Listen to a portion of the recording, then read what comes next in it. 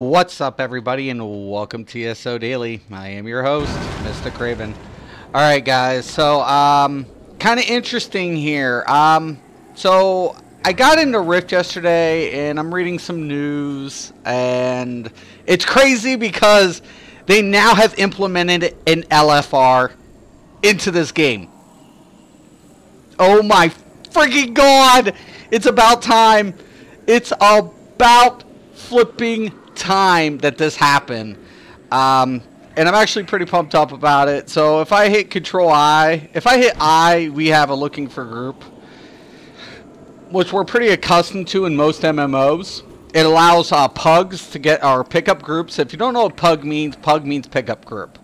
And looking for the LFG tools actually help, take your role and allows you to group with other players. So, who want to do the content. You don't have to be in a guild. You don't have to go ahead and try to find specific people. It makes it convenient. It makes it accessible. It takes this type of tool, cuts down the time for players typically, unless you're a DPS. If you're a DPS, you better have, other builds and other loadouts and things like that going on in other games, because queue time for DPS just sucks. But anyways, looking for group tools will throw you in to a queue. You'll queue in, you'll play that role, and you'll hopefully complete the content, hopefully. For years, and I mean years now, I have been telling Tryon, you guys need an LFR. It has to happen. And I actually have the proof here. I'm actually going to transition something so you guys can see it. Just give me a second. I'm hoping everything works out. Alright. So we're going to go ahead and I'm going to show you guys this. This was posted back in September 2011, and the title is "So Why Not Allowed Queued Raiding?" And it's a bunch of debate, but some of the pros, I've always said, allows old content to be played, offers another option to acquire your marks, teaches new players about raid mechanics, lets players get achievements they might have missed out on, promotes active players to continue to play.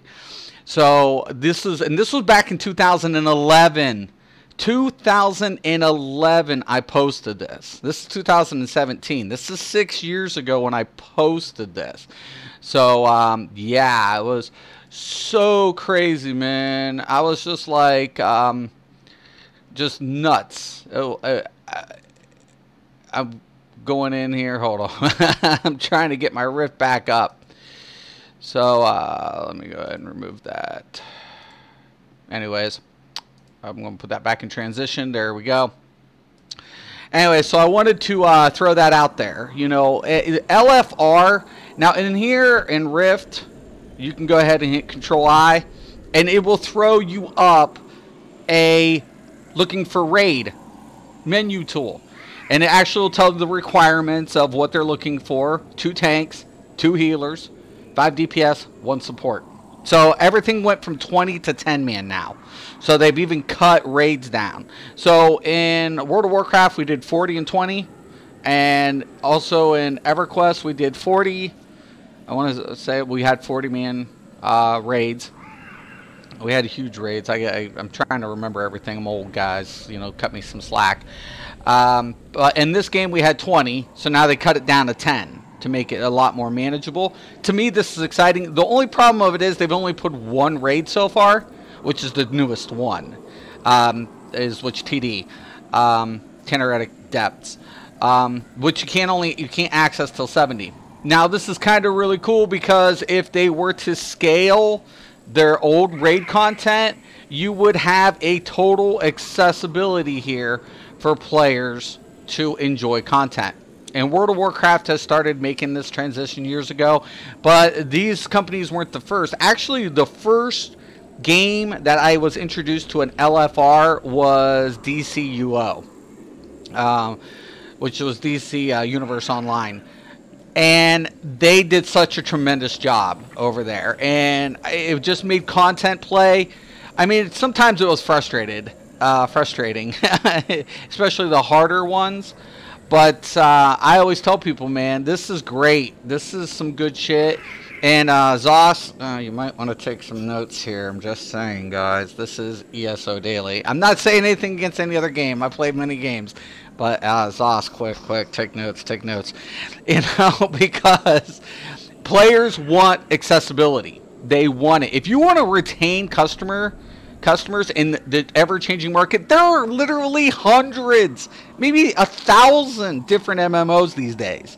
Anything from old school to new games. If you don't have the accessibility, it's not about the content, what content you have for players. It's about the accessibility that you're offering players. If the players can't access it, you know, imagine you get home. You're working a long day. You work 8, 10 hour, maybe 12-hour shifts. You got two precious hours to play your most beloved MMO. And you come in, and it takes you an hour just to find a group. That sucks, man. It sucks. It's the real world in which we live in. So accessibility becomes very important for players. So for these companies not to go ahead and put these type of utilities into their game is going to cost them in the long run. I've said it before that games need to adapt. It's not about what you're throwing out for content, because there are a lot of games that have a lot of good content. The question of it is, how accessible is it to your average player? And I know there are hardcore players that will cry and whine, boo, no, we want our elite shit. Well, it's not productive. It's not bringing in the money, guys. And at the end of the day, it's about retention for a company. And if the company can't retain profit, well, your most beloved MMO is going to go in a toilet. It's going to get flushed. So the one thing that you need to do is, you know, make it accessible for majority of your player base.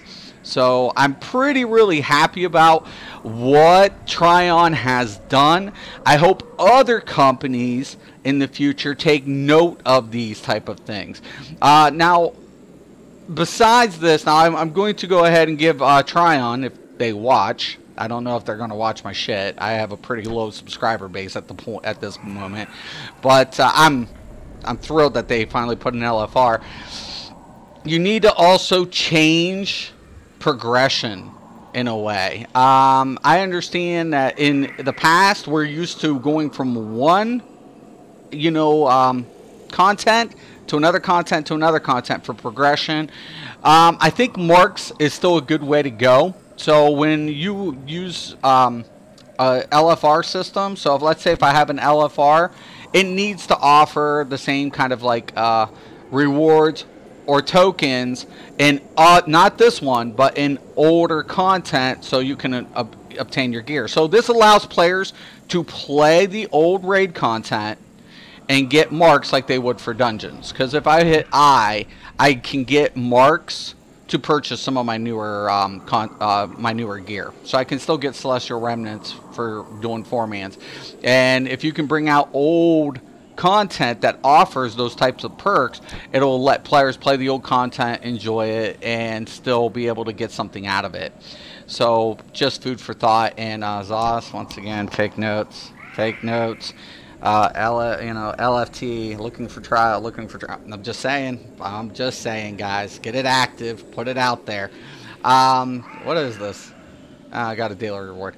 Anyways, yeah, guys, so I wanted to just kind of share this with you guys, why it's important, why these tools are very important in MMOs these days. And if you're a company, if you're one of these representatives for a MMO company, you have to always keep in mind that accessibility, you know, is very important to the player base. And no matter how cool the graphics are, no matter how cool the content is, if players have a hard time accessing it, now they're probably not going to stick around very long, and it's going to cost you money in the long run.